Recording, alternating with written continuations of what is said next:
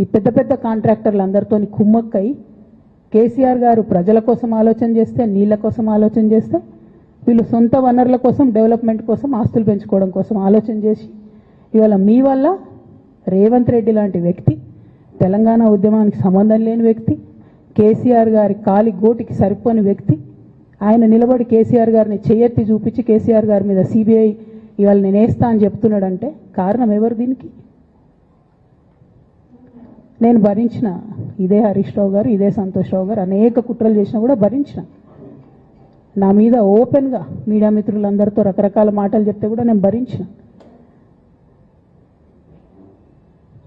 నా పర్సనల్ అటాక్కి నేను ఎప్పుడు కూడా వాళ్ళను ఇంతవరకు పేరు పెట్టి పిలవలేదు, మాట్లాడలేదు. ఫస్ట్ టైం చెప్తున్నా. నేను ఎందుకోసం చెప్తున్నా?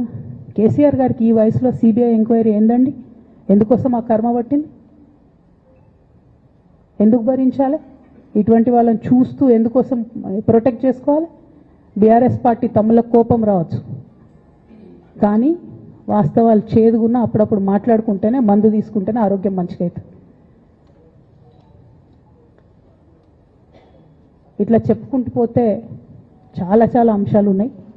వాటన్నిటి జోలికి నేను పోదలుచుకోలేదు. కానీ కేసీఆర్ గారు హిమాలయ పర్వతం అంత ఎత్తు లాంటి పర్సనాలిటీ ఆయనది.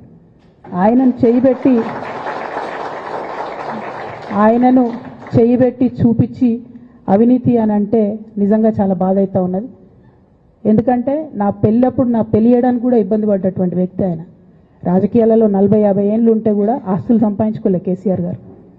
అనేక మంది అలా మాట్లాడుతుంటారు, చాలా మాటలు మాట్లాడుతుంటారు. కానీ నాకు తెలుసు, నేను దగ్గరుండి ఆర్థిక పరిస్థితి చూసినా కాబట్టి ఎన్నడూ ఆయనకు ఆశ లేదు. అటువంటి మనిషిని పట్టుకొని సిబిఐ ఎంక్వైరీ ఇస్తాం, ఇదేస్తాం, అదేస్తాం. ఎవరు కారణం దీనికి అంతటికి?